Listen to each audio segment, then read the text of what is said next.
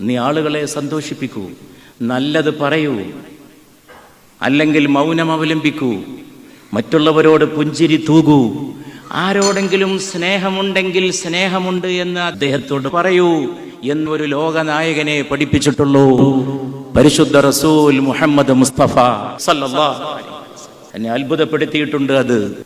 പുണ്യ റസൂലിന്റെ സദസ്സിൽ ഒരു വ്യക്തി ഇരിക്കുകയാണ്. ആ വഴിക്കൊരാൾ നടന്നുപോയി.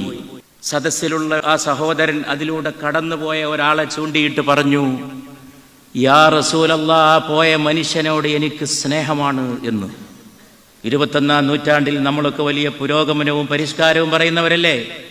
നമ്മളെയൊക്കെ ഞെട്ടിപ്പിക്കുന്ന ഒരു ചോദ്യം പുണ്യ റസൂൽ ചോദിച്ചു സല്ലല്ലാഹു അലൈഹി വസല്ലം. സ്നേഹമാണെന്ന വിവരം നിങ്ങൾ അദ്ദേഹത്തോട് പറഞ്ഞിട്ടുണ്ടോ? ലോകം ഇന്ന് ഇത്ര വളർന്നിട്ടും അവിടെ എത്തിയിട്ടുണ്ടോ? ഒരു മനുഷ്യനെ സ്നേഹിക്കുന്നു, അദ്ദേഹത്തോട് പറയാ, എനിക്ക് നിങ്ങളെ ഇഷ്ടമാണ്, എനിക്ക് നിങ്ങളോട് സ്നേഹമാണ്. ഈ ലോകത്തെ ഏറ്റവും വലിയ ഊർജം വാക്കുകളാണ്. നല്ലത് പറയുമ്പോൾ ഏത് മനുഷ്യനും സന്തോഷമുണ്ടായിത്തീരും. ആ സന്തോഷം മതമാണ്, അത് ദർശനമാണ്, അത് ധർമ്മമാണ്. പുഞ്ചിരിക്ക് പുണ്യ റസൂൽ നൽകിയിട്ടുള്ള പേര് മാധുര്യമെന്നാണ്. പുഞ്ചിരി തൂകൂ, അത് ഹലാവയാണ് എന്ന് പരിശുദ്ധ റസൂൽ സല്ലല്ലാഹു അലൈഹി വസല്ലം. ഹലാവ, ഹലുവ മധുരമാണ്.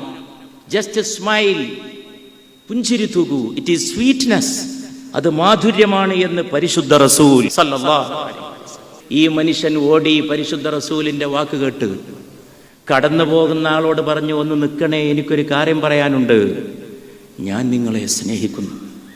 എല്ലാവരോടും പറയാൻ തീരുമാനിച്ചാൽ ലോകത്ത് ആത്മഹത്യ നടക്കില്ലെന്ന് ഞാൻ ഉറച്ചു വിശ്വസിക്കുന്നു. ആത്മഹത്യ വെറും സാമ്പത്തികമായിട്ടുള്ള പരാധീനത കൊണ്ടും സംഭവിക്കുന്നതല്ല. ഒറ്റപ്പെടുമ്പോഴാണ് മനുഷ്യൻ സൂയിസൈഡ് ചെയ്യുന്നത്. എനിക്കാരുമില്ല, എന്നോട് ചിരിക്കാൻ ആളില്ല, എന്നെ ആശ്വസിപ്പിക്കാൻ ആളില്ല. നമ്മൾ നല്ലത് പറയേണ്ടപ്പോൾ നല്ലത് പറയുവാൻ തീരുമാനിക്കുക. ഇന്ന് കത്രികകൾ നിറഞ്ഞ കാലമാണ്. നമുക്ക് വേണ്ടത് കത്രികയല്ല, ഉത്തരേ